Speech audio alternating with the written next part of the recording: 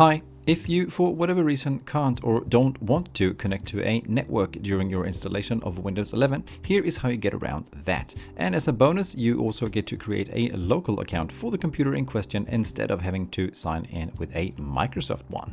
Now, while on the Let's Connect You to a Network screen, instead of mindlessly screaming out your frustration, press and hold Shift and then press the F10 key on your keyboard to pop open a command prompt. Now use the mouse and select the command prompt and then type OOBE/bypass NRO, followed by a press on the Enter button. If you're having trouble writing the backslash, this is usually created by holding down the Alt-GR key to the right of the spacebar key while pressing the backslash key. The installation now restarts and we have to go through the region and keyboard layout screens one more time. However, when we now land on the Let's Connect You to a Network screen, a new option named I don't have internet has appeared next to the grayed out Next button.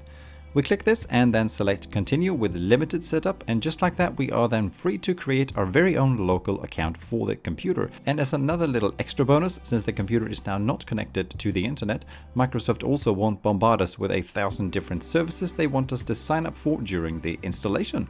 Great!